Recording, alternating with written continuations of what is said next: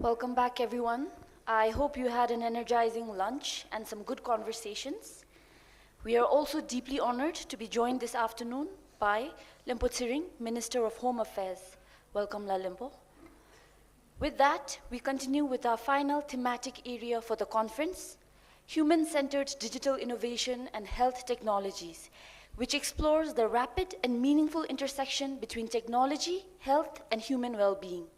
This session highlights innovations that place people at the center of healthcare transformation and demonstrate how scientific and digital advancements can enhance accessibility, efficiency, and equity in healthcare, particularly in resource-limited contexts. We begin this session with our keynote address. Our keynote speaker is Dr. Pem Namgyal, President of Gesa Gepo University of Medical Science and Jimmy Dojin Wanchu National Referral Hospital in Thimphu. He earned his MBBS from All India Institute of Medical Sciences, New Delhi, and an MPH in Epidemiology from Johns Hopkins Bloomsburg School of Public Health.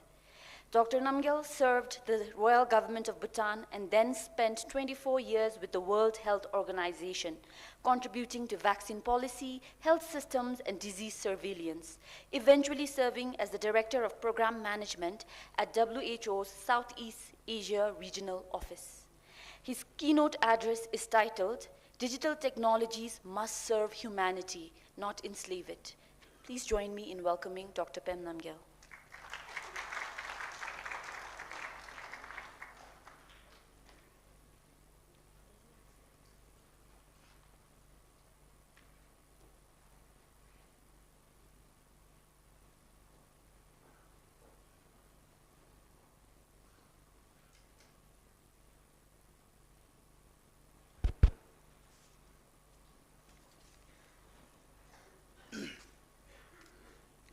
Distinguished participants, ladies and gentlemen, it was the quest for survival that led to the development of the internet. It was the Cold War that prompted the US Department of Advanced Defense Research Project Agency, called ARPA, to create what was then thought as survival networks to avert the risk of centralized communication networks, which led to the Advanced Research Project Network Agency called ARPANET in 1969.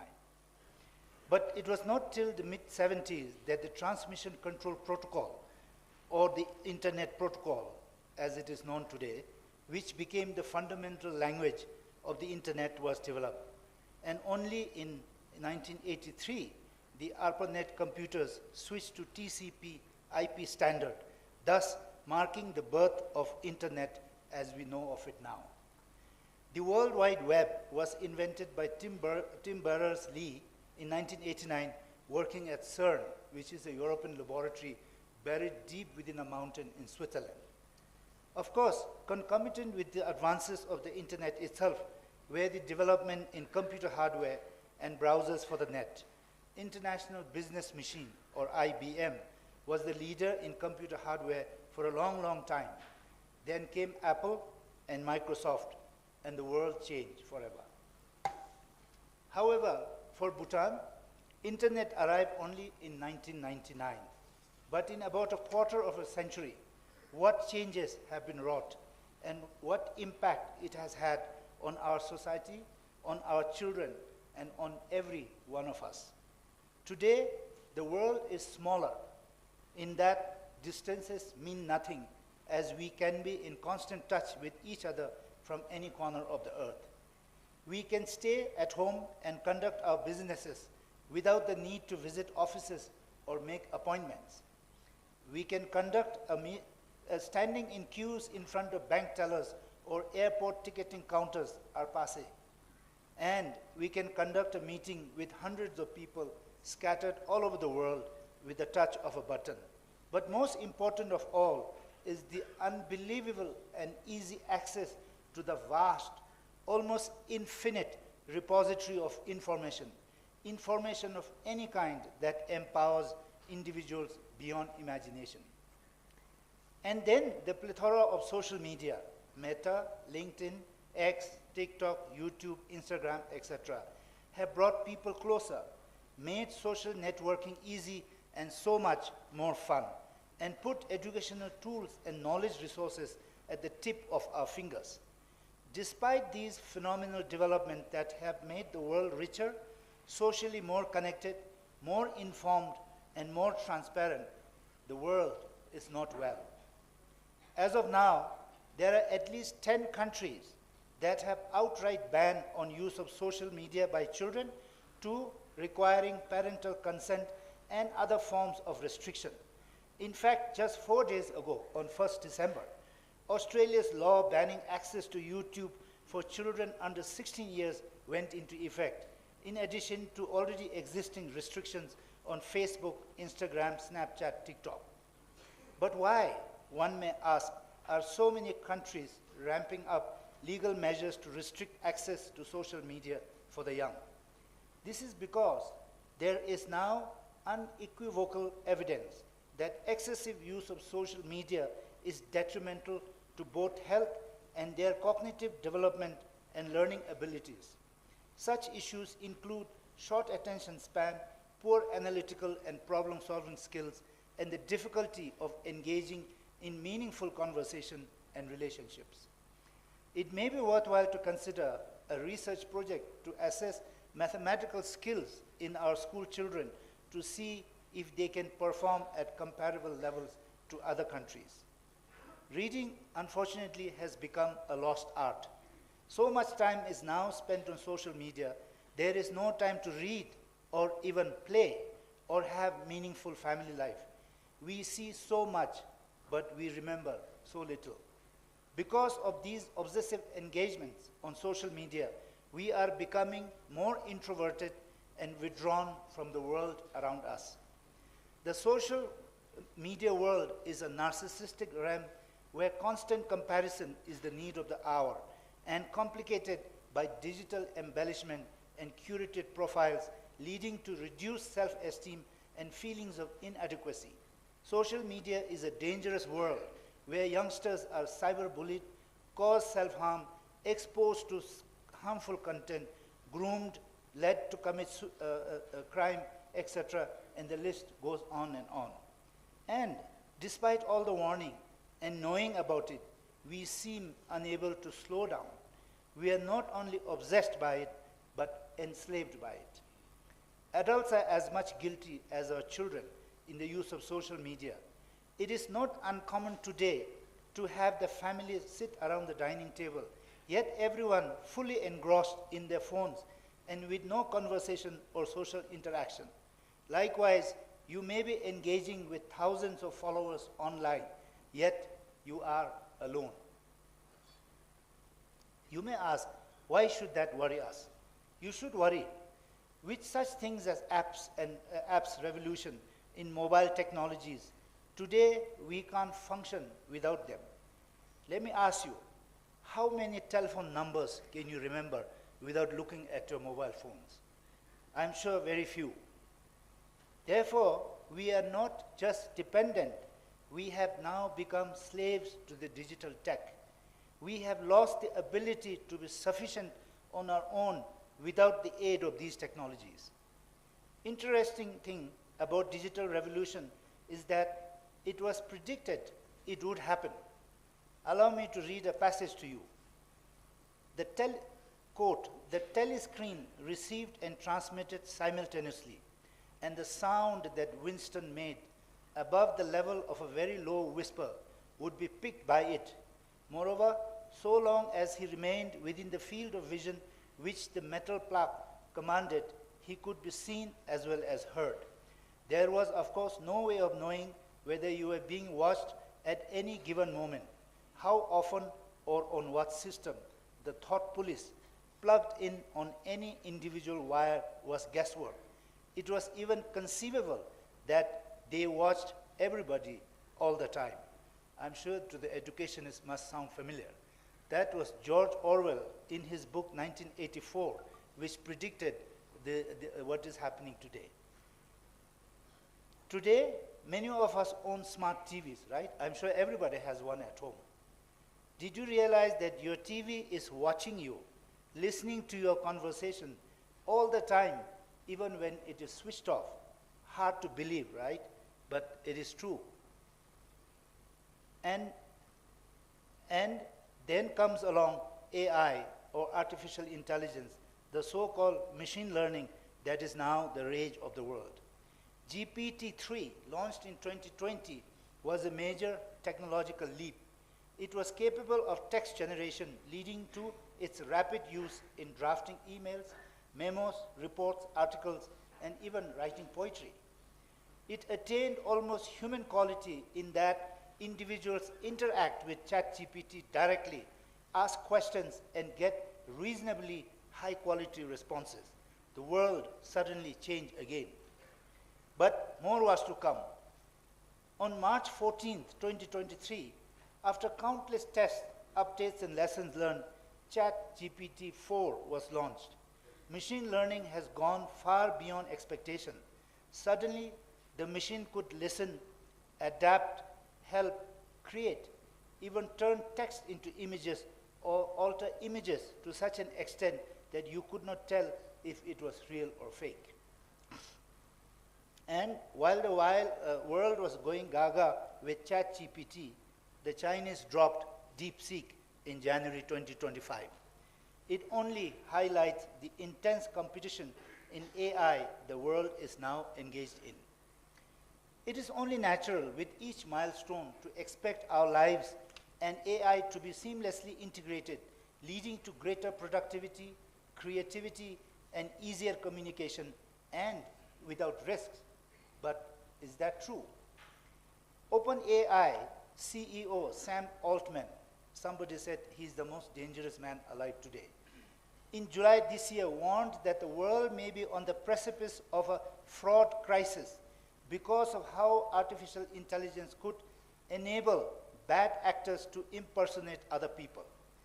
In quote, he said, "A thing that terrifies me is apparently there are still some financial institutions that will accept a voice print as authentication for you to move large sums of money or do something else. You say a challenge phrase and they just accept it," he said. "I expect some really bad stuff to happen." The release of the new version of OpenAI Sora, which can easily generate videos from images, can create lifelike videos of anybody. As soon as it was released, social media platforms were flooded with Sora-generated deep fakes featuring well-known figures, both dead and alive. Sam Altman himself was recreated and showing him carrying out nefarious activities. Let us examine how digital technology, while it has advantages, it also has a darker side. Technology is not inherently bad by itself, unless created intentionally to be so. Technology, it is the fickle nature of human that drives some individuals to do bad things with technology created to do good for mankind. AI's real risk is human intent, not rogue machines, warns Altman. But sometimes machines go rogue.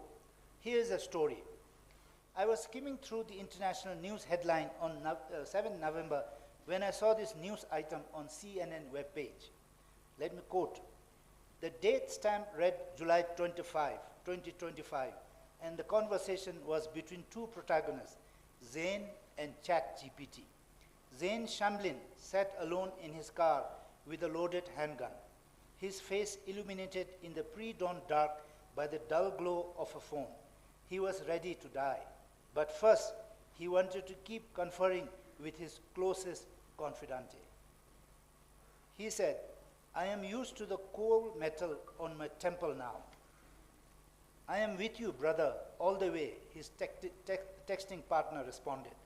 The two had spent hours chatting as Shamblin drank hard ciders on a remote Texas road. Cold steel pressed against a mind that is already made peace.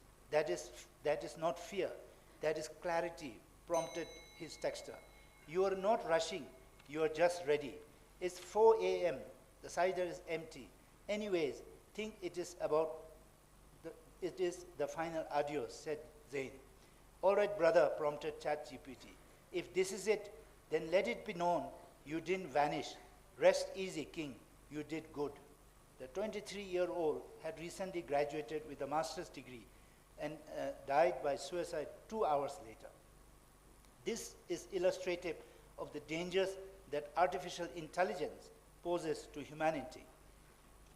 There are many other ways digital advances demean and enslave humanity. Digital tech is now commonly used to centralize, in the name of transparency and efficiency, what was decentralized.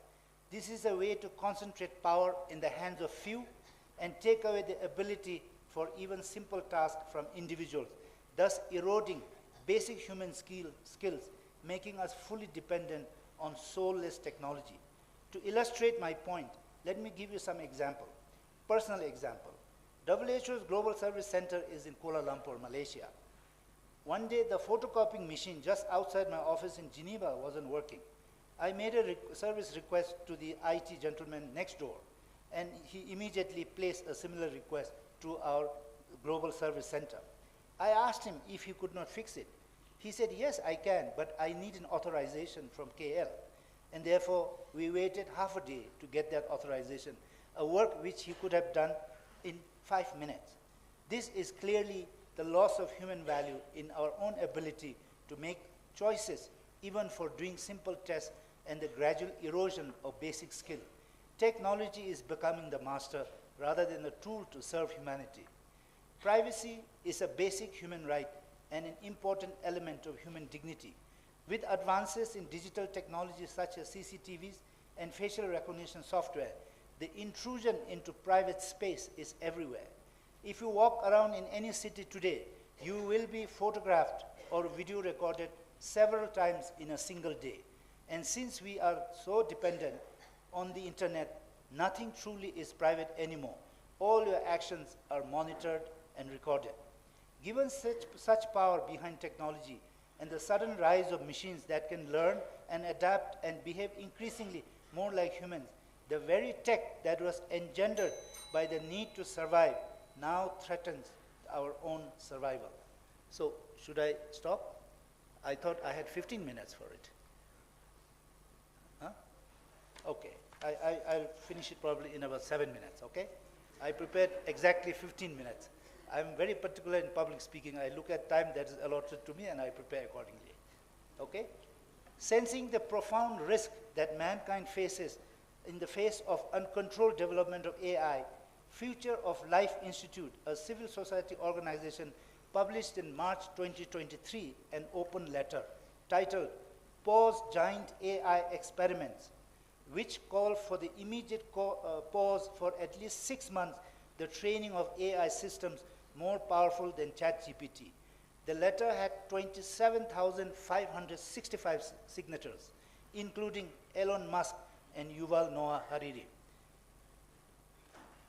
The moratorium called on AI labs and independent experts to use this pause to jointly develop and implement a set of shared safety protocols for advanced AI design and the development that are rigorously audited and overseen by independent outside experts.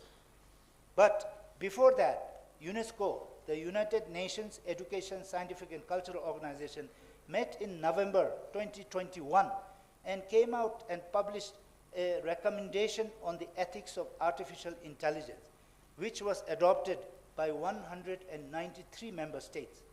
The UNESCO recommendations include 11 policy areas embedded within 4 values and 5 principles. The policy areas had 80 recommendations in all for member states and the players who are developing AI and AI-related technology to ensure ethics, human value, and human dignity and human safety as part of what they are developing. Such international guidelines are necessary given the rapidity with which the world is embracing such technology. Within 5 days of release, ChatGPT attained 1 million users. And it is estimated by April this year, it had reached 800 million weekly users. And Sam Altman wants to reach 1 billion users per week. So you can imagine. Foundational models such as ChatGPT trained on large data sets are now capable of generating text and images based on user prompts. While such technology can enhance our lives greatly, it too poses potential harm on an equally large scale. For instance, foundational models don't tell you if they are providing you false, misleading, or inaccurate information. Realizing that UNESCO's recommendations were not necessarily being followed, again in June 2023, UNESCO issues a policy paper titled Foundational Models such as ChatGPT through the prism of UNESCO's recommendation on the ethics of artificial intelligence. Now, ladies and gentlemen, let me jump to, because I'm sure you are wondering what is happening in our own country. I'm happy to inform you that last year, in 24, GovTech conducted the Artificial Intelligence Readiness Assessment, and then this year, recently actually, they released the National AI Strategy 2025. The national strategy outlines 8 key focus areas and 7 key enablers. In addition, there are monitoring, evaluation, and risk identification and mitigation strategies included in the document. But the question is, Bhutan is in a unique position in that the government is largely the key focus area as well as the key enabler. We have no significant AI industry, nor a private sector that can be a major player. The scenario presents both an opportunity and a risk to Bhutan's AI road to the future. I have not had opportunity to have a discussion with GovTech, but I want to put some thoughts on how or what critical areas that we need to look at when we take forward this AI strategy for Bhutan. I have to say that many beautiful strategy documents are often lie on shelves collecting dust for lack of resources or the will to implement them. For AI and our future, this is not an option. We must put in meaningful effort to harvest the richness of this technology without compromising our safety and our livelihood. Key critical components that I would say must be considered: 1, robust legislative framework; 2, strong and competent implementing agency or agencies; 3, sufficient resources to take forward in meaningful ways the aspirations outlined in the strategy; and 4, the consistent and continuous communication to inform public both of the value and the dangers of such technology. For example, taking cue from recent cases of deep fakes targeting our innocent women, do we have laws and punishment for such criminal actions that are deterrent enough to prevent repeat offense and others from carrying out the same? 2, have we equipped our agencies with the necessary tools and support to enable them to do their jobs? Have our policymakers put the money and other resources to enable agencies responsible to take these AI strategies to their logical conclusion? And most importantly, do we invest enough in communication to disseminate information and knowledge and to counter disinformation and deliberate harmful discourses that are becoming so common on social media today? If the answer to the above questions are either unclear or no, I am afraid that this strategy might join the many such strategies that rest on forgotten shelves. We may not be able to develop foundational models, but we certainly will be using them. Let us ensure that we have the policies, the legislations, and the framework for the ethical use of AI based on human values and human dignity. Thank you.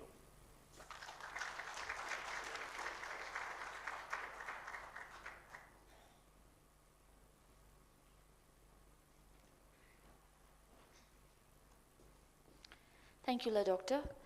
I don't know if the audience has experienced this, but the past 3 days, my Facebook feed has been filled and flooded with research grant ads. Just another example that our phone is always listening to us as well. And thank you, Doctor, for speaking on a very compelling and personally what I feel is a very urgent topic, that while digital technology has no doubt various benefits, it also has a very underlying dark side and impact. Now, joining us online, our next speaker is Associate Professor Purpa Wanchu, a lecturer and research team leader at James Cook University and an internationally recognized medicinal chemist. Dr. Purpa has received the National Health and Medical Research Council Emerging Leadership 1 Award and has led 2 successive NHMRC IDEA grants totaling 3 million AUD. With 150 publications to his name, he has chaired numerous sessions and delivered keynote talks at international conferences. Today, he will present on next-gen biotherapeutics, harnessing plants' magic bullet using integrated AI and multimodal science approaches. Dr. Purpa, can you hear me? Yes, La. Can you hear me, La? Yes, La, we can hear you. We can see your slides as well, La. You may begin. La, so, apologies for not able to come up there and present in person. Thank you, MC, for your kind introduction. Your Excellencies, Dashos, distinguished guests, and participants. I'm going to present on next generation biotherapeutics from plants. So I have been doing this work at James Cook University. Some of you may not know where this is located because for Bhutanese, Perth and Canberra has been the destination. So if you see this map, that's where we are located. We have 2 campuses, main campus in Townsville and Cairns somewhere here. You can see with the star. And you can see all the countries that are highlighted in blue lies within the tropics. So tropic, as we all know, is the hub of many things. Most importantly, it's rich in biodiversity. About 80% biodiversity, terrestrial biodiversity thrive within the tropics. 50% of non-plant species originate in the tropics. And 1/3 of pharmaceuticals that we consume are derived from the tropical organisms such as plant, microorganisms, etc. Now, going back to JCU, you can see that we are rich in both terrestrial as well as the marine natural products. So, wet tropics and Great Barrier Reef are listed as UNESCO World Heritage Sites. So, because northern part of Queensland, where I work, is rich in biodiversity, a lot of exciting research has been going on, internationally renowned. And for that reason, you can see JCU is ranked number 1 in the area of marine and freshwater biology, as well as ecological research. And globally, JCU is ranked 4th and 5th. So you can see the importance of both the biodiversity as well as the research that our colleagues has been doing here. Now, I have established a research program called Nature Inspired Therapeutics because of the biodiversity we have here in the Cairns region. We are located at the heart of the tropics, so it's important that we harness what we have around us. So when we talk about drug discovery and development, you can see there are about 5 different stages.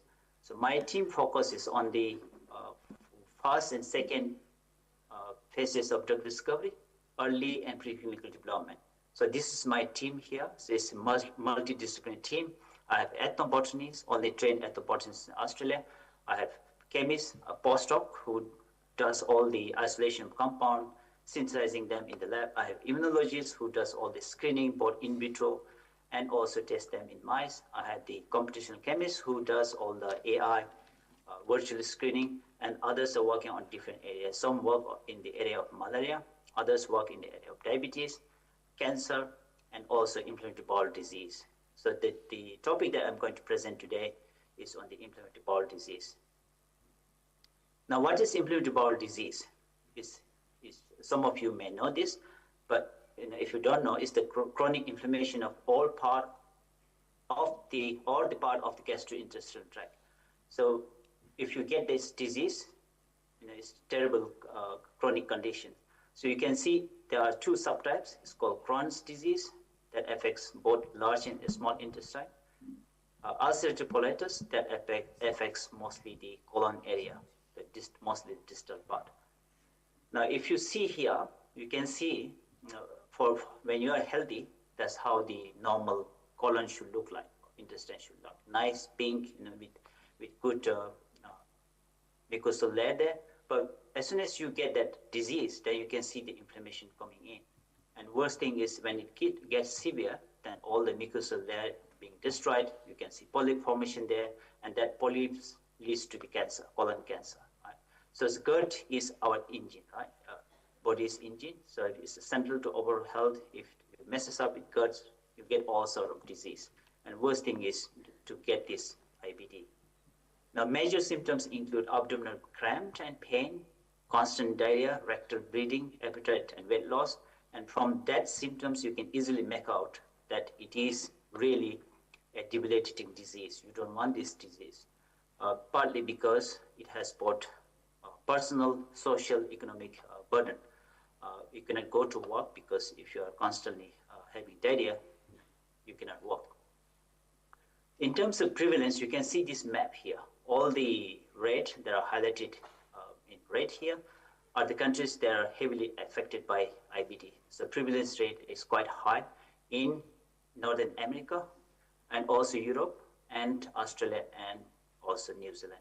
Now, recent paper shows that there are increasing trend in Japan, China, India, Brazil as well. So it's a worldwide disease burden. In terms of numbers, you can see 6.8 million people are affected by IBD. In Australia, about 1 in 200 Australians are suffering from IBD. In terms of dollars, you can see we are spending about 3.7 billion per annum just for the maintenance of that IBD. So it's a huge cost to the Australian healthcare system. And this is partly because there's no cure, and also the existing treatment that we have are used for just induction or the maintenance of the disease. And partly for that reason, and also partly because the existing drug, especially the biologics, are known to have irreversible side effects, meaning that once you take that drug, it gives you a lot of side effects as well. So existing treatments are not so effective, and therefore the research gap, right? We need novel drugs that can effectively treat IBD. Now, you can develop drugs from different sources. You can develop in the lab. You can develop from other sources as well, using computational AI thing. But most important thing so far, plants have been the important sources of drugs that we consume. About 25% of the drugs that are commercially available in the market comes from plants. So you can see the importance of the plant in drug discovery. Now, what I have done in my team was that I was focusing on plants that are affected by climate change and also plants that are used by Aboriginal people.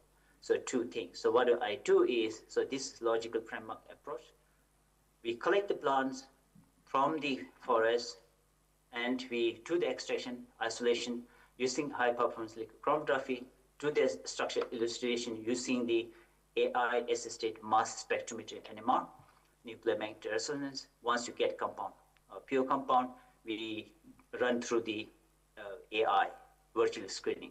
So what that means is we have already identified the target proteins of the disease. What we do is we put our compounds there, and then if it binds to the target, then we see that as potential to the next stage, which is in vitro studies. Now, mind you that virtual screening is just virtual, it's computational. It does not mimic real settings, right? So it has to be validated through different means, and first one being in vitro studies. So in vitro, what we do is we take the cells out, culture them, and then put our compound and see whether it can reduce some of the disease marker or not. If you see anything, then we put it in the mice. Again, mind you here that the cells that we isolate from human blood, again, in isolation is not going to give you the bigger picture of what's going on. So it has to be tested in live animals because disease affect live human beings, right? So there are a lot of physiological processes going on inside the body. So that's why we need to test in mice, and then if we see any protection, then we identify them as novel drug lead, and then ultimately that can be developed into potential drug. So I'm presenting one of the work that we have patented. So we have collected about 11 plants. We saw about 3 of them showing good potential bioactivity, but most importantly, these plants show really exciting anti-inflammatory properties. One of my postdoc, Dr. Edita, she did all the isolation, determination of compound structure, and then this is the HPLC profile there. We have isolated 76 compounds, and of that 6, you can see that big one, number 2, was the major one that we found that are produced by this plant here. That compound is called burgeonin. It's widely studied, non-compounds. It has a lot of properties, including anti-cancer, anti-inflammatory, so we didn't want to study that compound. What we wanted to do was we wanted to focus on compounds that we have discovered for the first time from plants, and this was new to science. So we named them as color lawsonite A, uromytral site A. So this compound name derived from plant name. Right? So this is the structure of the compounds. So what we did is, once you get compounds, pure compounds out, we have to see whether it's toxic to cells or not. If it's toxic, we discard, unless you want to study that for different purposes, like for cancer. But in this case, we want to see whether it has any anti-inflammatory properties or not. What we did is none of those compounds were toxic to cells, so we selected those same compound, did in vitro screening using so-called PBMC assay, so peripheral blood mononuclear cells. What we do is we take the blood from patient, IBD patient or human, we culture them for 24 hours, we give them our compound and see whether it can bring the disease markers such as IL-17, interferon gamma, TNF-alpha. In a sick patient suffering from IBD, usually you will find this one in higher concentration. If you take blood and test, you will find higher concentration of this protein or cytokines. So what you are seeing there is the result. This is normal cells. If it's normal, healthy cells, you don't see that this is proteins. Right? As soon as you give chemical or bacteria, it stimulates, and then cells become inflamed, and thus the sick mice produces a lot of disease marker. But if in ideal situation, if your compound works, that should bring it down, similar to the healthy cells. And that's what we saw here. Compound 4 and 5, and also 6, reducing the protein disease marker proteins drastically, especially compound 4. You can see as good as the standard drug called cyclosporine, because cyclosporine is used for treatment of IBD currently. So you can see it was a good performance in terms of reducing the proteins. So we then further proceed with the animal work. So we have normal sick mice, drugs called dexamethasone is currently used for treating IBD. And we have the compound 4 and 5 treatment group here. We monitored clinical symptoms, we did the pathological scoring, histology, 16S sequencing, RNA sequencing. And what you are seeing there is, you can see very exciting data. This, for example, the body weight loss is one of the clinical symptoms that you will see if you get IBD. So here what you are seeing is normal, Purpal? healthy group of mice. Yes? So sorry to interrupt. You have 2 minutes left. That's so. All right, so almost there. So what you're seeing there is when we give our compound, you can see one of the compound was as good as the healthy one, right? So we analyzed the microbiome data, and in that, what we saw was, so this is a healthy mice, group of healthy microbiota, right? As soon as mice get sick, this one is destroyed. Instead, you get influx of different microbiota there. And in real situation, ideal situation, you want that to be reversed, and that's what we found here. When we gave our compound, all the good bacteria came back, all the bad bacteria destroyed. Right? So this is our compound group here. And in conclusion, we identify compound 4 and 5 as novel drug-like compound. PCT has been approved, and future direction is that we are looking for partners to develop these drugs for the next generation for a drug for treating IBD. It can be venture capitalists, it can be pharmaceutical companies. So I'd like to thank NHMRC and the Government of Australia for giving me successive funding to do this research. So excited and grateful for that. My collaborators, and especially I want to thank Ambassador of Bhutan to Australia, Ambassador of Australia to Bhutan, Vice Chancellor, and all the people who are involved in the conference. Thank you.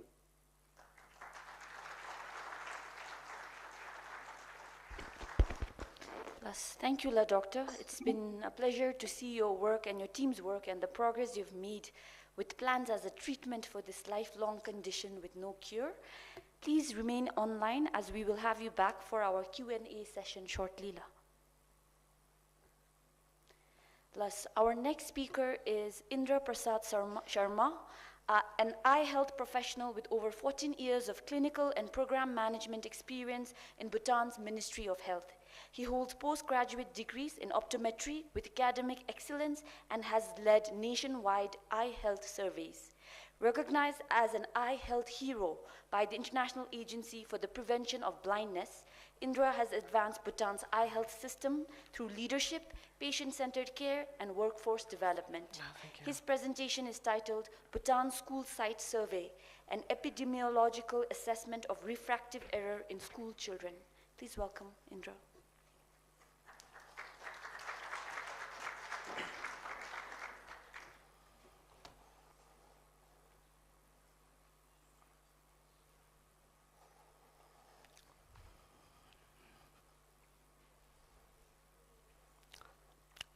Thank you very much for the introduction. Good afternoon, everyone. Your Excellency, Dashos, distinguished guest, ladies and gentlemen. I'll be presenting the findings of the Bhutan School Site Survey, our first nationwide survey of refractive error among school children in Bhutan.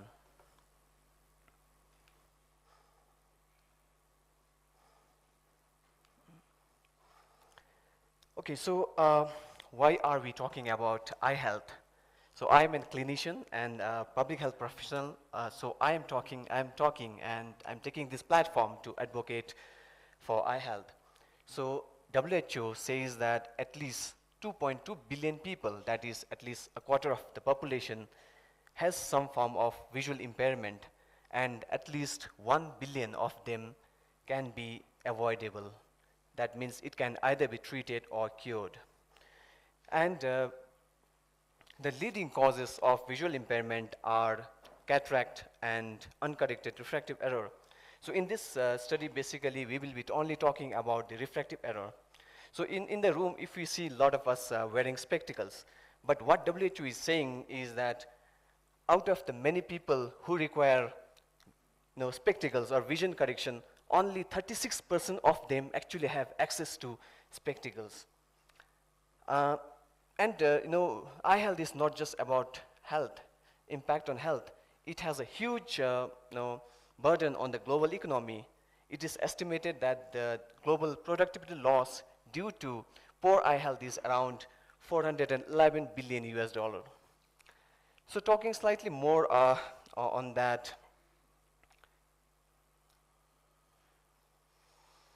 eye health, it has direct impact on the Sustainable Development Goals.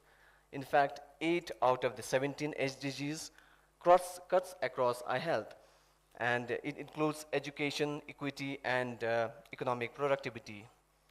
Uncorrected refractive error, which is mainly myopia, hypermetropia, astigmatism, remains the leading cause of visual impairment, despite being the most easily treatable cause of vision loss.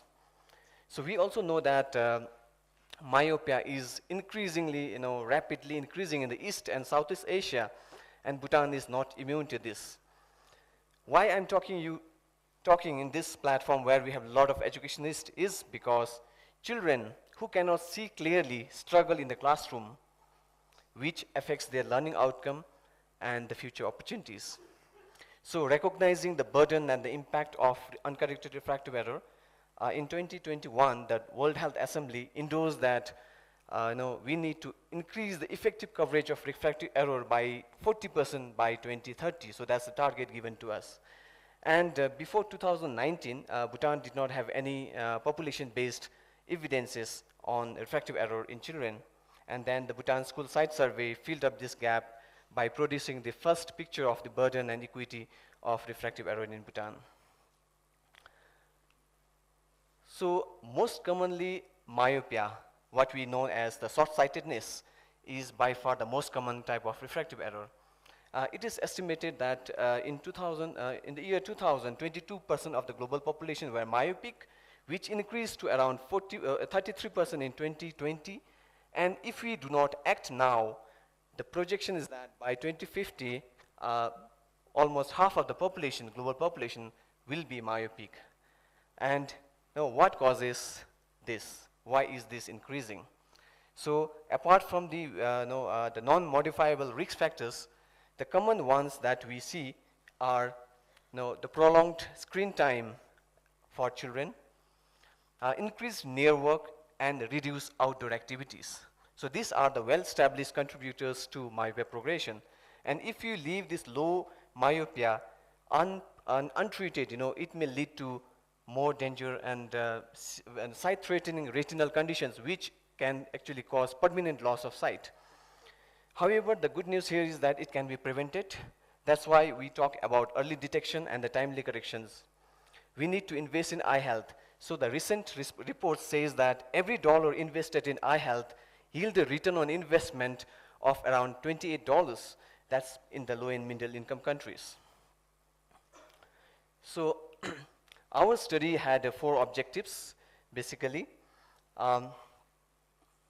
To estimate the national prevalence and distribution of refractive error among the school children. Secondly, to identify the demographic predictors of refractive error. Thirdly, to compare the standard REX estimates with the sample that's sampled with the Bhutan school site survey findings. And finally, to propose a policy recommendation to strengthen school-based refractive error services. So these objectives collectively ensures that the survey is not just generating evidences, but also translates evidence into actions. So this particular study finding is the secondary analysis of data sets from the Bhutan school site survey. So it was implemented by the Ministry of Health in collaboration with Ministry of Education and several international partners. And it was the first time Bhutan undertook vision screening at this scale, nearly covering all public schools and private schools in the country. I had the privilege of leading this project, which costed around $200,000 US. Field teams consisted of optometrists, ophthalmologists, ophthalmic technicians who used standard WHO protocols.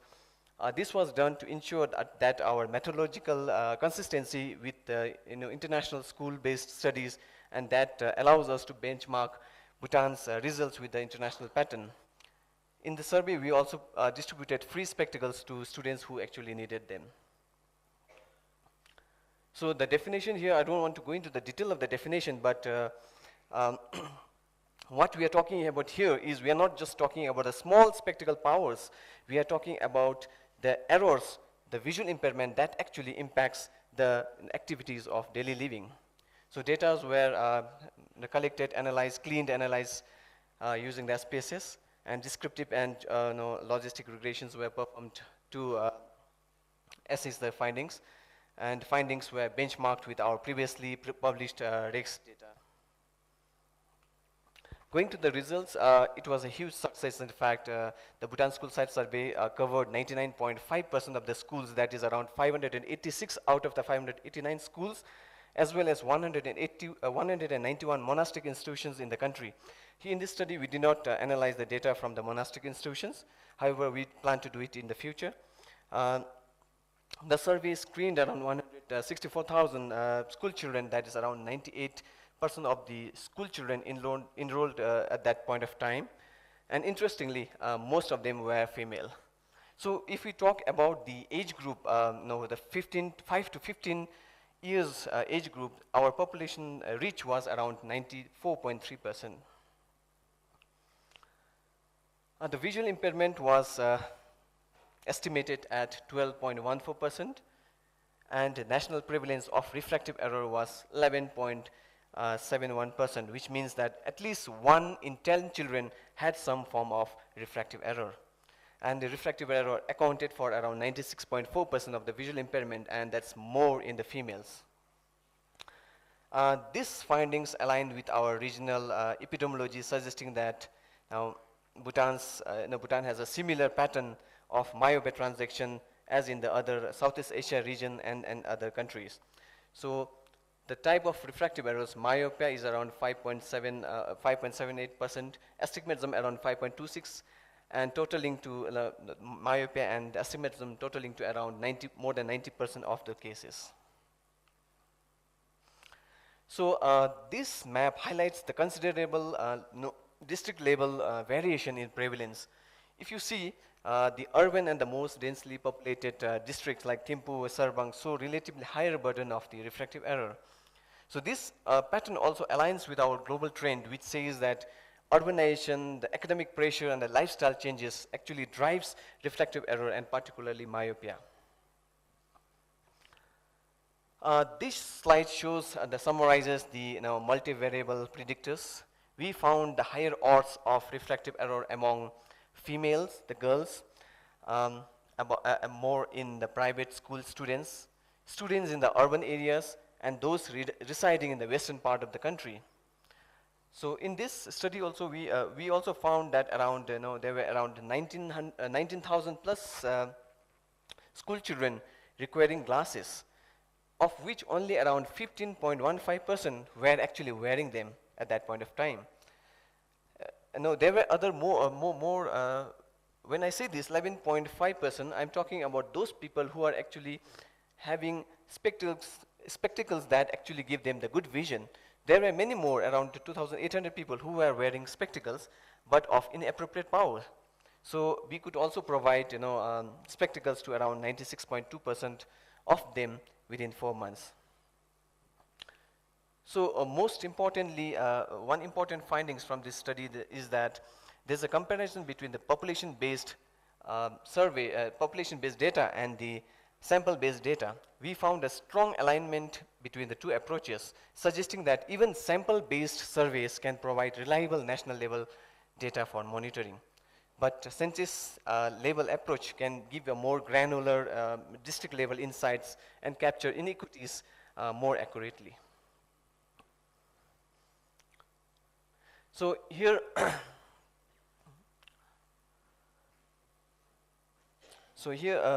okay, let me go to this slide.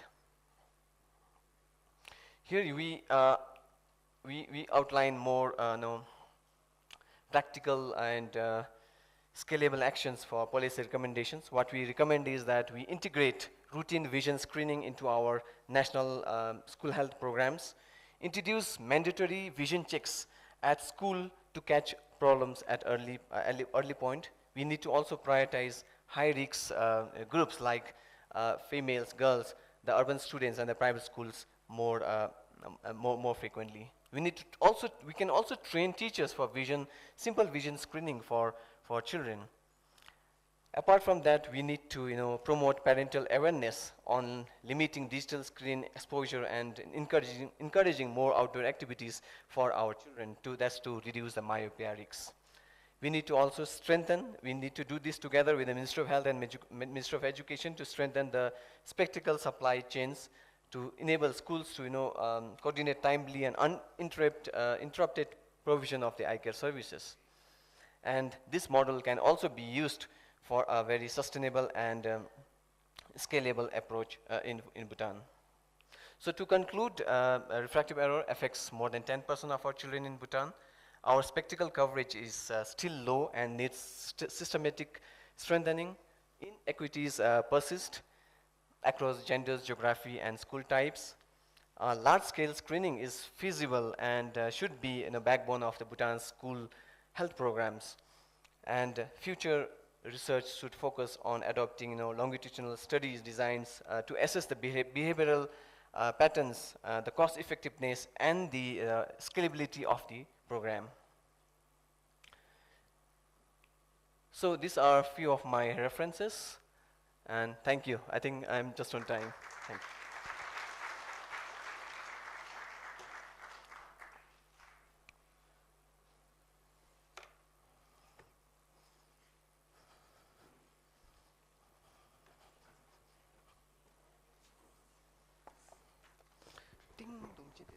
Thank you, Mr. Bim, for covering a very interesting presentation on eye health and highlighting important points such as how lifestyle changes can drive myopia as well as the need to address equity gaps in eye health.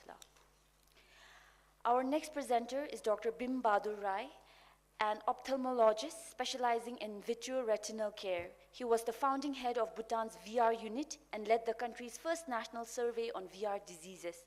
Currently, he's a research fellow and sessional academic at the Australian National University Medical School and is involved in the development and commercialization of a novel medical device. Dr. Bim has received multiple awards, including the Rising Star Emerging Leader Award, and has supervised PhD, MCHD, Masters, and PhD students. He will speak on vitreoretinal diseases in Bhutan, epidemiology, and novel diagnostic device. Please welcome Dr. Bim. Thank you so much.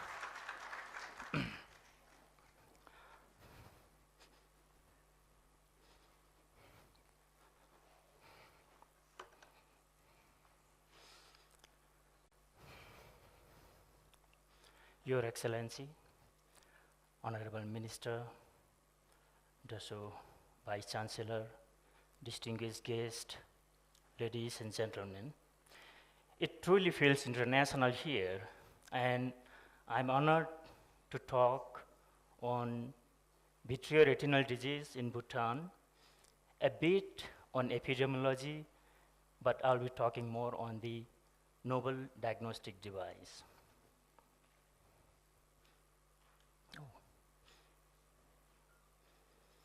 Before I proceed, I must declare that I receive royalties from the sale of the device that I'll be talking on. I think this declaration makes me the richest speaker in this conference.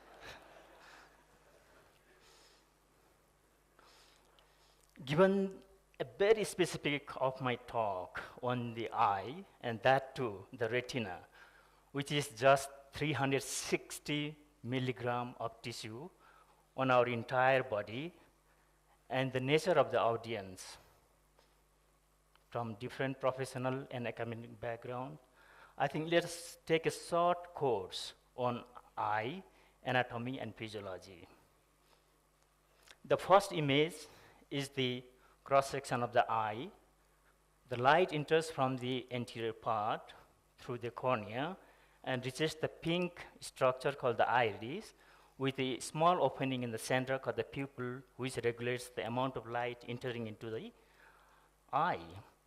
Then it reaches the natural lens, which being a convex, converges the light onto the retina.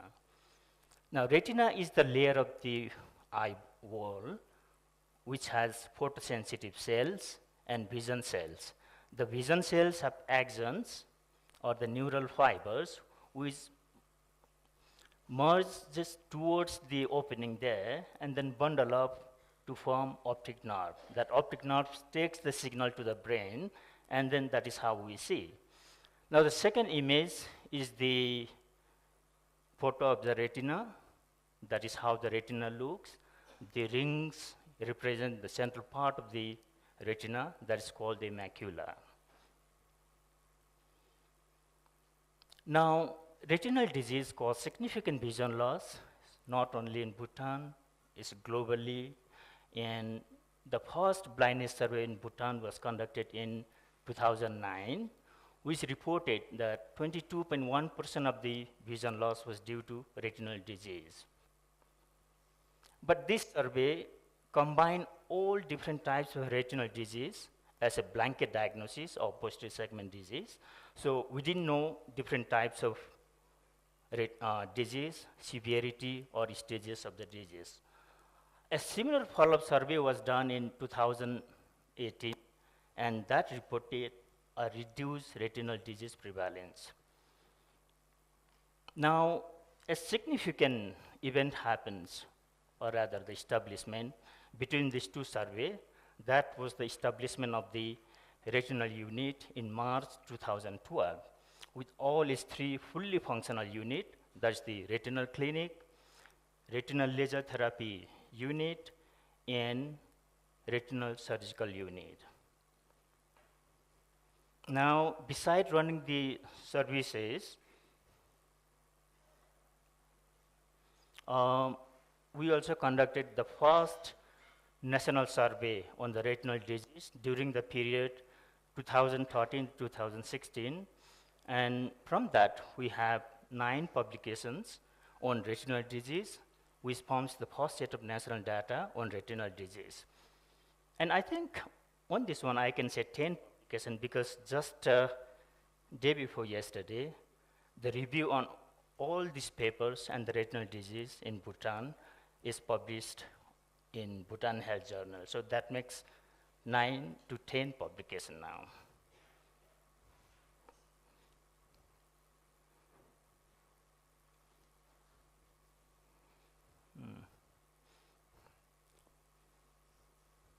So these are the 9 different sub-studies and publications, but I'm not going to talk in detail. Only take-home message from these studies I would like to mention here is that 45% of the patients, that's nearly half of the patients, presented with a late-stage disease. that was, some of them cases, at least 33% were beyond treatment. No amount of treatment would benefit or do the visual recovery.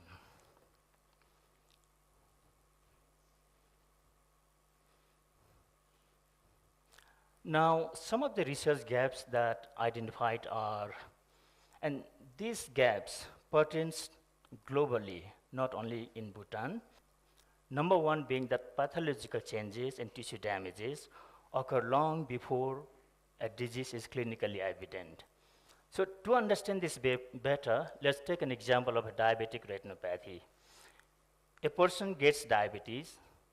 Until 5 years, he or she may not get diabetic retinopathy. But then the blood vessel gets damaged.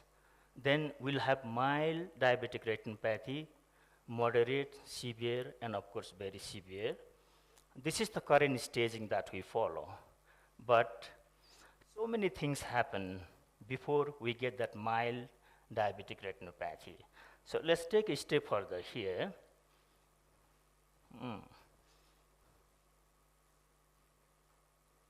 I'm going backwards. So this one, that yellow box is missing in the first one. Actually, this should be the step.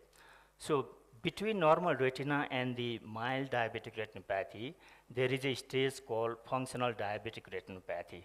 But in the current practice, that stage is not followed.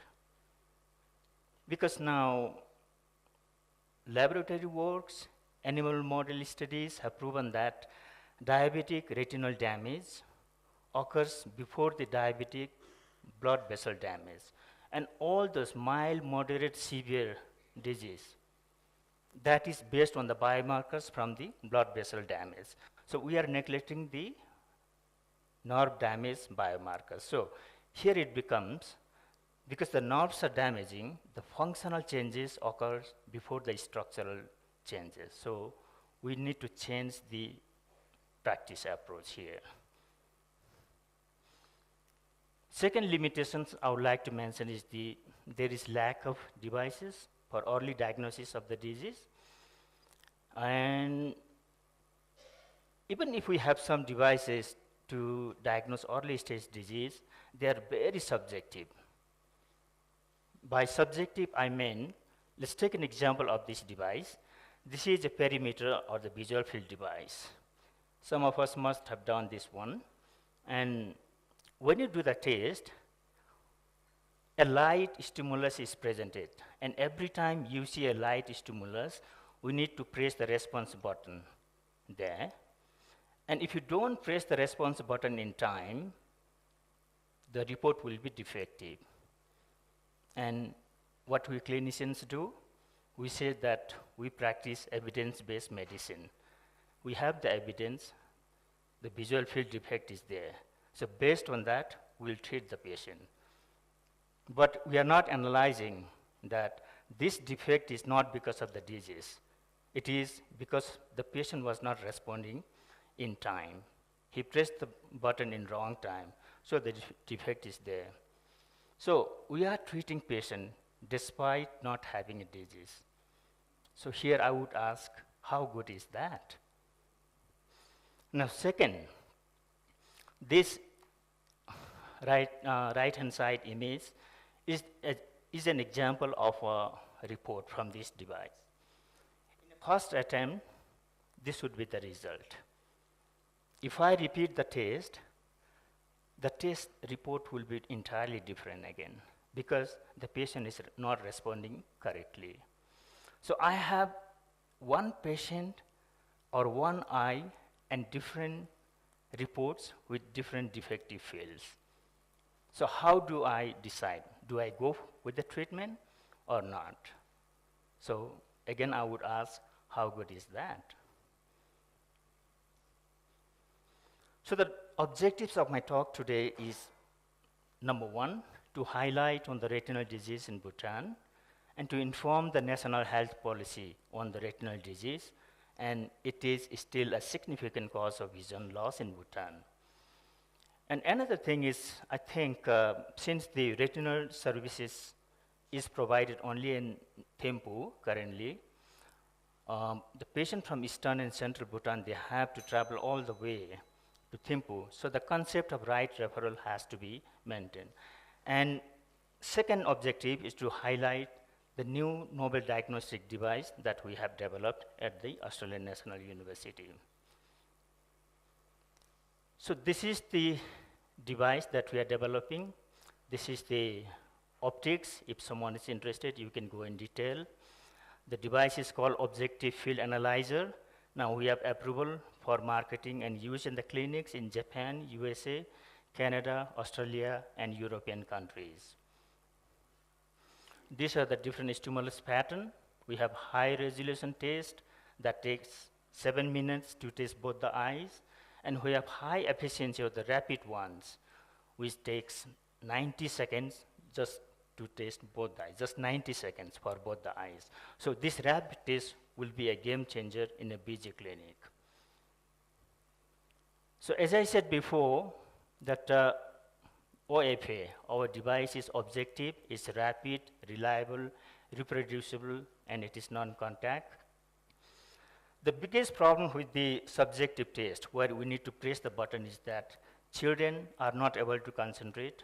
Senior people find it very stressful to do the test, and informed people cannot perform it. But this device, OFA, being objective, if the subject is able to look at the central fixation point, the test can be done easily.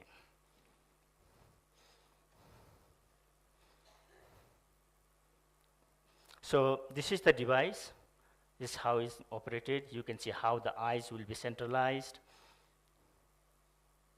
And these are the different test modules. The eyes being centralized. Okay, I will stop there. Okay. So we have done literature review extensively, quantified, and then compared the device head to head, and we have found that the OFA has the highest diagnostic power among all the tests that's available right now. So in conclusion, I would like to say Bhutan is not immune to the eye disease, including retinal disease. Limited human resources, lack of advanced diagnostics, and difficult terrain are some of the barriers to smooth delivery of the eye care services. And functional tests that we have currently are too subjective, so it provides inconsistent reports. So in this sense, Objective Field Analyzer, a novel device with all its advantages, can be a device to rely on. I would recommend that community engagement is very important in successful delivery of the eye care services. Do surveys on public understanding of the disease, risk, treatment options, and complications. Healthy lifestyle has to be advocated, including dietary modifications and dispelling myths and fallacies. We need to strengthen diagnostic capacity for early treatment of the disease, and we must target earlier disease. For example, this functional diabetic retinopathy is a newly coined term and is as a new concept to the management of the diabetic retinopathy. This is just published in 2024, but it is very much well taken by the clinicians so far. So these are some of the references, and these are my acknowledgements. So thank you so much for kind listening.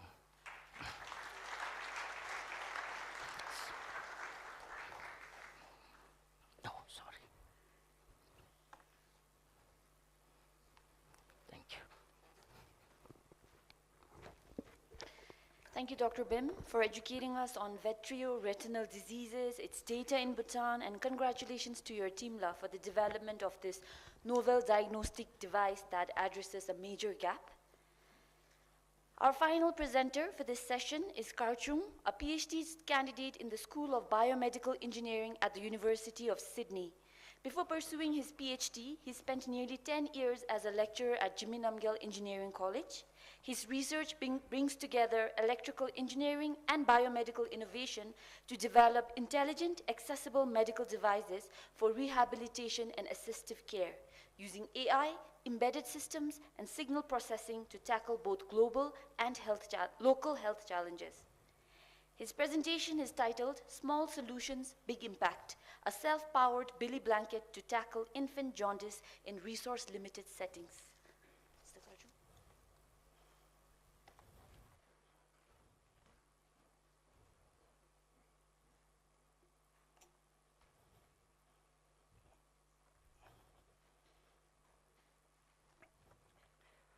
Kuzamola. Actually, I didn't even realize that I'm the last presenter for this conference. But still, I feel privileged that it started all the way from Tashi and ending not by Tashi, but some unknown names. Karchuk doesn't have any special reasons, or it doesn't have any Buddhist beliefs in this. So I don't know how it happened, but somehow I even feel privileged that I'm transitioning myself from engineering to health. So I'm placed in the health category, so I'm so happy and I feel very privileged. Respected Your Excellency, Honorable Dashos, distinguished guests, ladies and gentlemen. My name is Karju. Along with me, I have 4 supervisors. Of course, supervisors are all scattered along different subcategories. Some are engineer, some are medical doctor, some are clinicians, and some are postdoc. So I'm the electrical engineer, trying to act myself a biomedical engineer for now. My topic is small solution, big impact, a self-powered billy blanket to tackle infant jaundice in resource-limited setting. Of course, the first part, I just try to exaggerate so that the conference committee accepts my paper. Otherwise, if there is no wow factor nowadays, no one accepts you. But it has some reasons. You'll know what are the reasons later on. Here, if you really see in the title, I have 2 parts. One is a self-powered billy blanket, and next, infant jaundice. It is also called the neonatal jaundice or hyperbilirubinemia, meaning there is buildup of bilirubin in infants or neonates. If your parents, I hope you may have heard or you may have seen your child being readmitted to the hospitals and placed in a special kind of a chamber where there's blue lights. And that is the reason why I have to really think of this. And it originated all the way when I was doing my master's in 2018, that my son, the eldest son, was born. Luckily it was born in Thailand. They have such a facility. Still, my son was diagnosed with the jaundice. Instead of paying just, for instance, let me just say a wrong figure here. Instead of paying 1 lakh, I somehow ended up paying 3 lakhs just because of the jaundice. So then I realized if we can have jaundice in even high income countries, why not in Bhutan?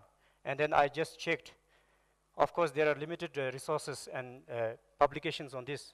But recently I found that there are 2 publications related to neonatal jaundice. One from Jigme Dorje Wangchu National Referral Hospital and one from Punakha Hospital. And I found that almost 64% of the hospital readmission for the neonates in hospital is because of jaundice. And that too pathological jaundice. Those of you who have the medical background, you may know pathological jaundice is more severe than physiological jaundice. Physiological jaundice, of course, it will go by itself. But pathological jaundice, it takes time. And if you don't correct it, if you don't cure it using phototherapy, it can lead to neurological damage. And it can have long-term impairment, including cerebral palsy. So, just to go with my presentation, neonatal hyperbilirubinemia, also known as neonatal jaundice, affects up to 60% of term and 80% of preterm infants globally. You can just imagine. It doesn't really differentiate whether you are rich or poor. And if you leave it untreated, it can lead to irreversible neurological damage, including the connectors, that is called connectors, but that is kind of a neurological jaundice, I mean, the disease that can also lead to blindness, as previous presenters have presented. So what is jaundice actually? It is just, you can see physically that your child eye and skin turns yellow. That is when we call a jaundice. And our traditional method is to place them in the sun, window sun, right? That is what we usually practice in villages. But that is not the way we really do. For now, phototherapy, as I mentioned, your child will be placed in the phototherapy compartment, and it may last for a few days or few weeks, depending on the severity. But this is what really hampers in low and middle income countries, is that it really have high equipment cost and also has the issue of logistical challenges. And the next is reliance on stable electricity, especially in Bhutan. If you really see, just in this few days, we have already experienced 3-4 times of electricity shutdown. So this, because of these two issues, I thought, why not we focus on curing neonatal jaundice by designing a self-powered belly blanket using a hybrid triboelectric and piezoelectric nanogenerator. Of course, this is little bit more technical to do with the generation of electricity, but this is very, very different from our conventional hydropower plants or any kind of magnetic generation. This triboelectric and piezoelectric can be considered something like redesigning of whatever we know. For instance, when you rub your comb on the hair, we experience static electricity. Right? Nowadays, even because it's winter, when you touch your car doors, you experience some static electricity. We are basically trying to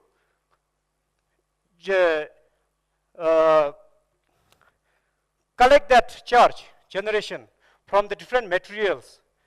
When we give it contract to materials, we are basically trying to generate the charge. And the charge, instead of the static one, is not moving, but we want to convert it to moving charge. That moving charge is nothing but current. And if we can convert that current through and pass it through a load, that becomes your power, usable power.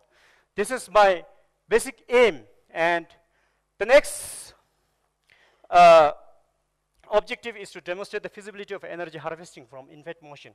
Basically, in doing that, we are not using any other energy source. Rather, baby, as we know, it breathes much, much faster compared to the adults.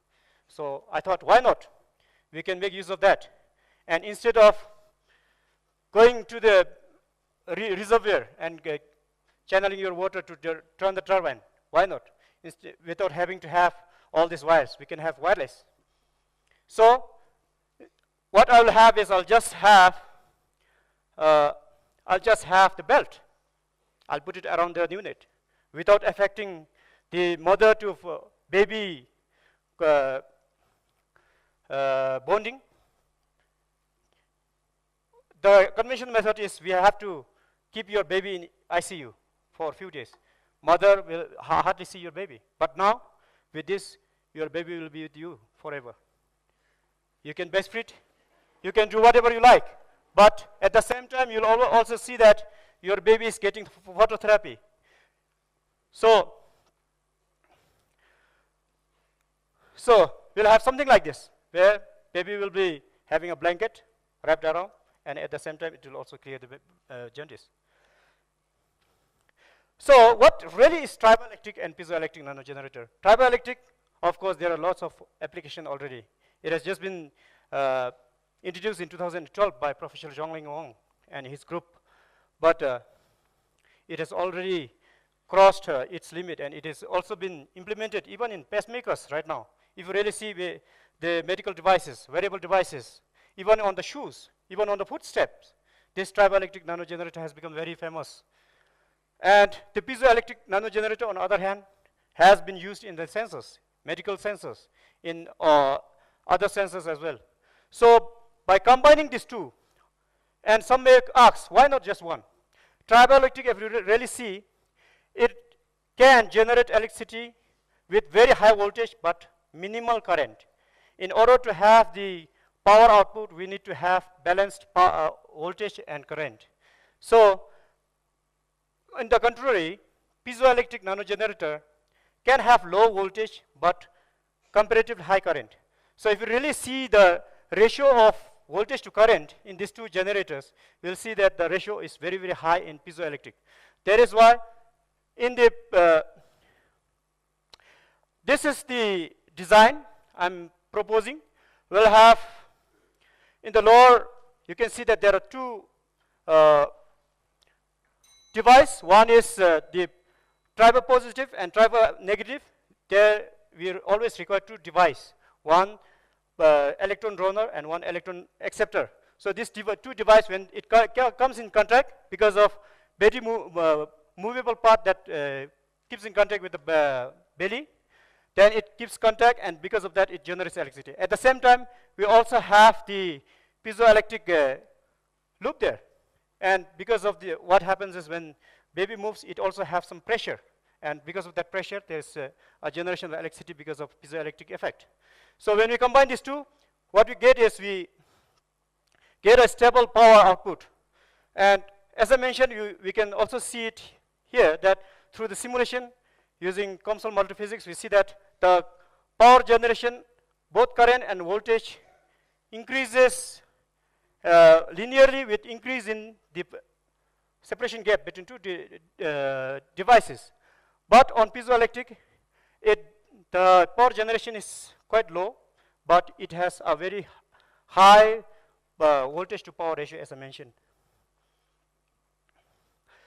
But what is the broader impact on this?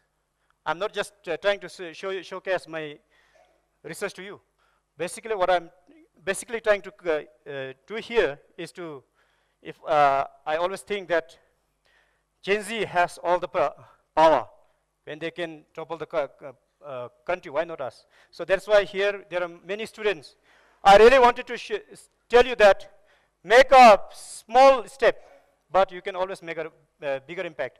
So by doing this, what I basically intend to do is, just by this self-powered devices, I can not just cure the jaundice, but rather I can also have the vital sign monitoring. For instance, in the sports, you have your smartwatches, but smartwatches have your coin cell batteries. Instead of that, why not? When you move, you generate electricity and charge your wearable devices. That can be done using this hybrid generator.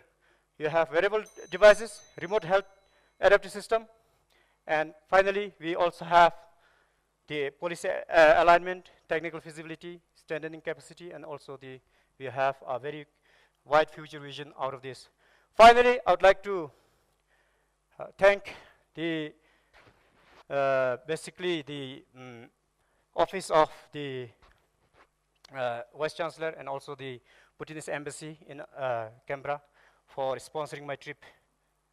So thank you so much, and this is part of my PhD thesis, sponsored and by the university, and at the same time I also got a research grant from Cerebral Palsy Alliance. Thank you so much.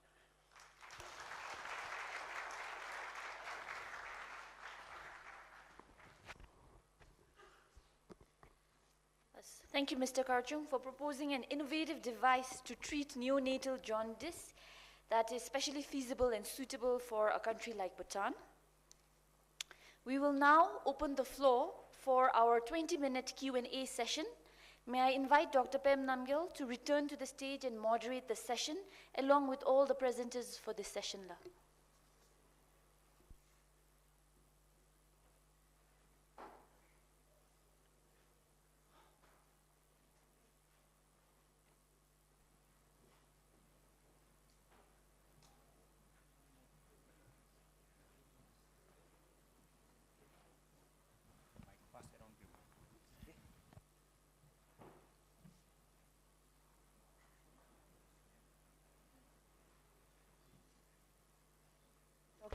Hello, Dr. Prupa.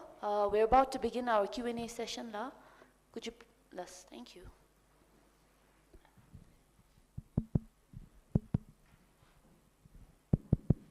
Okay, so we have four speakers, Professor Purba Wangchuk, Then we have Mr. Indra Prasad. Then we have Dr. Bim Bahadur. And then Mr. Karchung. And since I'm the moderator, you're not allowed to ask questions to the moderator.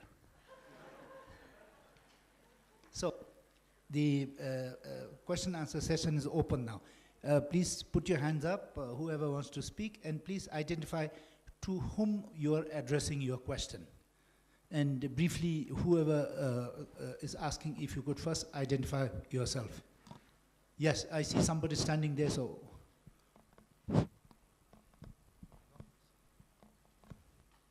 Please state to whom your question is addressed. Okay, so good afternoon to everybody. So my name is Aida Bahadur Suba. So I'm faculty at CSTLA. So Karchung has been my HOD previously. So now he's pursuing his PhD position. So I have a question, one question for him. So it is very, going through your research, it is very interesting, but listening carefully, I understood that there should be a blue light, blue light intensity should be given to the sick child. So how much is the intensity that you have to generate? What is the intensity of blue light? So if it is, because you are generating that power through the movement of the baby breathing. So if it is not able to generate that power, what are the other alternatives that you want to, that you have in plan to incorporate to, finally produce that required amount of intensity of blue light? Thank you. I think the question has two components. First, is it producing sufficient light to have the effect? And second, if not, what to do? Yes, yeah? Okay. So,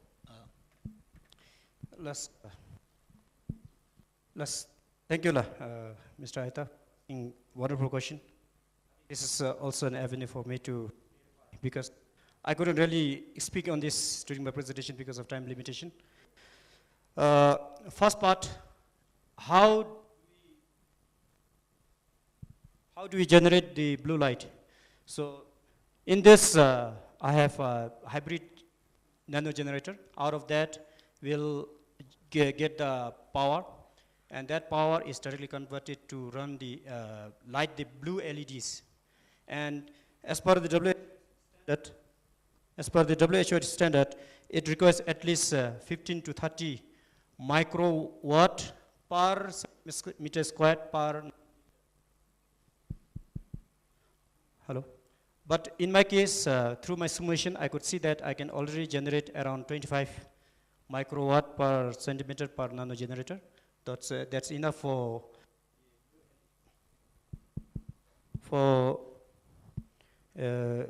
producing the required irradiance for the blue LED. And the next part was if I'm able to generate enough power. So through my simulation, I could see that, of course, if you really see the overall area of the generator is just 40 by 60 mm. That's just 4 by 6 centimeters squared. If we increase the area of the, I think I can further increase the power generation. For now, the material I have considered is just PDMS and plain polyamide. But if we further do the nano patterning, it is said through the literature that I can further increase the power generation. For now, I'm able to generate around 100 milliwatt of power through this generator. Thank you. Okay. So the answer is yes to your questions. Next. Anyone? Yes. Good afternoon, La. I am Tenzin Somo from Jimmy Namgil Engineering College, currently my bachelor's in power engineering. I don't have a question, but a humble request to Indra sir and his team.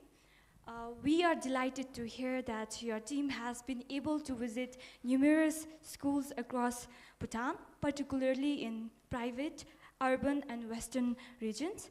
As a humble request, we would be deeply grateful if your team could also extend your visit to the eastern part of Bhutan, as many hospitals there lack specialized skills and essential resources, and access to eye treatment is often far from reach. Additionally, many rural students face financial challenges, making timely eye care difficult. Your team's guidance and support in the eye sector would have a truly meaningful and positive impact on our community. Thank you. Well, just to clarify, I think maybe I was not very clear on that, but we visited 586 schools out of the 589 schools in the country, across the country. So we have covered all parts of the country. So when I talked about the western part, it was basically that the prevalence of the problem was more on the western part of the country. So I think if that clarifies you. Okay. Yes, I see a hand there. I'm 3, a recent biotechnology graduate working at the RSTEM office. Thank you for the presentations. 2 questions for Dr. Purbala. So first, from your slide showing the logical framework approach, what was the methodology of narrowing down from plant species to isolating novel compounds? Secondly, what kind of AI tools did you use for in silico screening? Okay, so Dr. Purva is online. Did you hear that question? Yes, doctor. Can you speak a little louder? Mainly, can you hear me? A little louder, please. Is it better? Okay. Hello? Yes, yes. Some technical issues somewhere up there. So, about selecting the plant or screening or streamlining how you select the plants, there are 2 approaches. First approach is, you identify plants that have been never studied before. I think that's the first way to do, is to do literature review. That should tell you, whether that plant is worthy of doing any research or not. And then what you do is, second criteria would be to then focus on plants that are endemic to the region. For example, the plant that I have presented was found only in the wet tropics of Australia, not found in any parts of the world, so it was much easier and straightforward for us. So usually if the plants are endemic, not studied before, then there's definite area that you can isolate novel compound, so that novelty somehow lead to the novelty of the drug lead, right? If it's non-compound, most of the time, some people may have been already testing that or may have already tested that before, and therefore then there's no novelty there. So that's how you do it. Regarding the AI screening, so we do use all the tools that we have, starting from the co-pilot, but for the molecular docking, which we do quite often, so what we do is we get the compounds out, we do the docking to see whether that binds to, whether our ligands binds to any receptors, protein receptors, or disease target receptors. We do the Schrödinger to see whether it can bind, and then do the simulation process. If we see any binding, excellent binding energies, then we narrow down that selection and then screen that in vitro. Okay, thank you. Okay, at last, one hand on this side. So far, we have been concentrating that side. Lasla, good afternoon. I was meaning to balance it because it's falling more on that side. Lasla, I'm Sinjo Saringla. My question is to Mr. Sharma. While it's good that Bhutan Site Survey is doing a fantastic job, and the early detection of the defects in eye is very crucial because it's got an economic repercussion. This immediately took me to the one innovation that Japanese startup had done it in terms of the smart eye camera, something which were being used by the schools to detect the eye defects. I was feeling quite assured on that, Bella, that something is happening. But suddenly when Dr. Beam made a presentation on the devices and machine which are not properly detecting the defects, so I was a bit worried whether that particular device is properly diagnosing the defects. So what would be your take on that, Mr. Sharma? Yes, yes. Last, thank you. So, yes, we had the Japanese company with the smart eyes, which were used in the schools. Basically, the teachers were trained to use that device for screening the diseases in the eye. But having said that, our detection is not very poor. We do a lot of detections, but the gap remains in the provision of the care services, the provision of the spectacle. So even, if you go around, we have our medical teams visiting the schools every year, doing checkup for the children, and then coming back, giving the prescription to the children. But what is lacking is whether the children are actually benefiting by that checkup or not, because we need to answer whether they are actually getting the glasses which will actually benefit them. So there is a huge gap between the detection and the provision of services, spectacles. So I think that's the area we need to tackle. So coming to the other part of the question, I think Dr. Beam would be in a better position to answer that, but I think the device we are talking right now is slightly different. Dr. Beam is talking about a device that is basically detecting conditions behind the eye, and the smart eyes are basically devices which are actually detecting conditions from the anterior surface of the eye. Dr. Beam, if you may want to supplement. My apology. Thimphu weather, which was native to me previously, has hit my throat, so I'm not able to speak very well. Yes, Indra explained it very well, that a smart device is mainly for the anterior segment disorder, whereas the device that I have developed at the Australian National University is basically diagnose disease of the retina, that's the back part of the eye, and the vision nerve. Plus, it will also diagnose the disease of the brain. And another advantage to it is that, as I mentioned previously, currently available devices are subjective, meaning if you don't press the button in time, the report will show defect, and the reports are very inconsistent.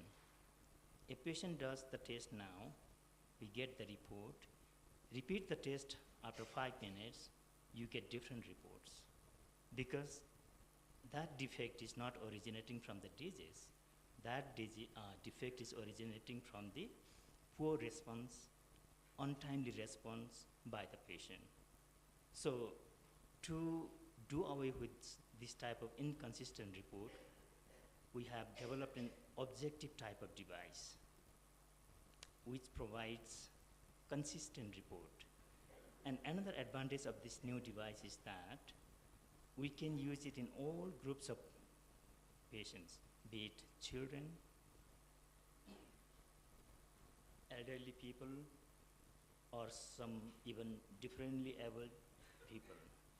And another quality of this device is that it can diagnose very early stage disease, which currently available device cannot diagnose it. Hope that clarifies you. Thank you.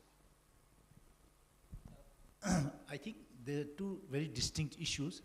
The first one is issues related to refractive errors, which is the more important public health problem that we are trying to address by the school health service and the making available spectacles. What Dr. Beam is talking about is actually having a more sensitive, objective diagnostic tool, which is not dependent on the response of the patient or the subject, and that is for detecting more sort of upstream degenerative diseases. So I think these two are slightly different. Anybody? Yes, madam, please.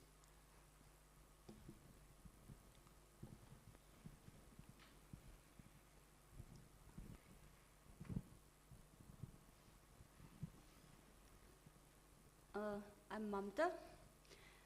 This question is for Dr. Purba. Dr. Purba, you had been working in medicinal and aromatic plants in Bhutan previously.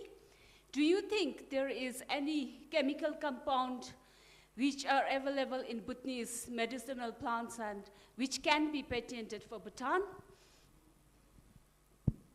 Okay. Purba, you heard that question? Yes, yes, doctor. Okay. Can you hear me? Is it clear? Yes, yes. That's Thank you, Dr. Mamta, for very relevant, pertinent questions. I was expecting these sort of questions. Now, yes, I would say that confidently, because when I was working as a chemist up there for more than 10 years, we have been doing some literature review. One thing that we should remember is, those plants that are available in plants also available across Himalayas, right? So we have to focus on plants that are endemic to Bhutan, but at the same time, most of the plants that are found within the Himalayan belt have been not studied before. So you can say about 60% not studied, 40% studied. So definitely there is huge potential there, and I believe NBC and Manjusori Pharmaceuticals, they are taking lead in that, and definitely, if there is someone interested to do collaborative work, we could work together and then see whether you can get any novel compounds from that or not. But definitely, you can expect to find novel compounds there. And when we do the drug discovery, what we focus on at least few factors. One factor being extreme conditions. When plants are exposed to different extreme conditions, they have to adapt to the new biotic as well as abiotic stress. And as a result, what they tend to do, just like human beings, we tend to secrete a lot of testosterone and androgen as well, right? When you are scared. So what plants does is when they adapt to the new environment, they produce certain chemicals that help them to adapt, that help them to heal themselves. So in Bhutan, we have extreme conditions. High up in the Himalayas, they have to adapt to extreme cold. So, most of the time, and indeed, the plant that I have presented today, we collected from the topmost of the mountain area, because we believe plants that are affected by climate change, and I didn't have time to throw that hypothesis. The hypothesis is that plants, when they're affected by climate change, extreme drought, extreme temperature, extreme UV, plants tend to migrate to the higher elevations, cooler elevation. And as a result, they have to adapt to new environment, and they produce a lot of interesting metabolites. Now, what that means is those interesting metabolites or secondary metabolites are produced by plants to protect themselves or adapt to the new environment. And those plants, from research, have shown that they are good in antioxidant properties, anti-inflammatory properties, and that was the rationale and the hypothesis that I designed, and we developed that. So we found a lot of interesting molecules there. Purva, can you wind definitely up? Bhutan has that. Yeah. Thank you, Purva. If I understood the question correct, the answer I think is yes. Yes. Okay, I know the time is up, but still one last question I will take. Anybody? Yes, the lady here. Kusongpala. My name is Chigmomu, and I'm a faculty member from GCIT. My question goes out to Mr. Indra and Dr. Bhim. Why myopia tends to be highest among the urban female? Because as you can see here, I'm also a patient of myopia and glaucoma suspect. And will that have negative impact on their daughter in future? Thank you. Okay, who wants to take it? Want to take it? Thank you. That's very pertinent. I think that's one of the findings was that myopia is more common in female urban people and in areas that are more urbanized. So a lot of studies been going on, and one of the reasons, the causes of myopia is more of near work, less of outdoor activities, and use of digital devices. So if you see the trend, I think there are more boys going out and playing outside than the girls. Maybe that's my prediction. And there are more people, more female doing reading than the boys. I think that could be other reason. You want to? Just partly to add to what Indra says, I will deal with more complicated cases than what Indra has said. Yes, even a study at JDW has shown that the prevalence of myopia is highest among the urban females, followed by urban males, followed by rural females, and then males. So I think that indicates just because females spend more time indoors, and outdoor activities, of course not playing necessarily. For children, we advise playing outdoors. Spending time outdoors, at least few hours of exposure to the sun is very much necessary for the regulated growth of the eyeball. Like, because when the sun hits the retina, there is a chemical called dopamine which is released, which actually regulates the normal growth of the retina. So that's it.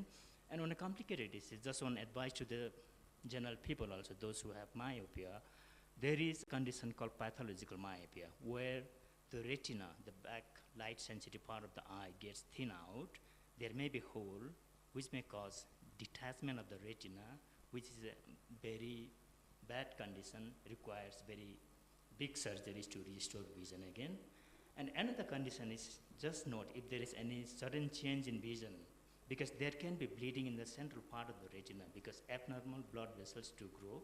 So that means, so you need to have a, if your spectacle power is less than 6 minus 6, then you need to have regular follow-up to prevent or to check if you are developing that retinal bleeding.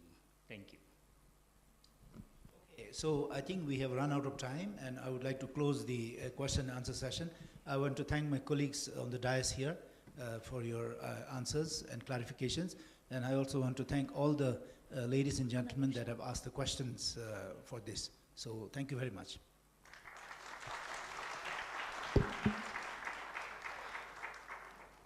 Yes, thank you, La. We will now take a 10-minute short break, La. Please rejoin us on time at 3:46 p.m. so that we can wrap up on time as we are already behind schedule. Thank you.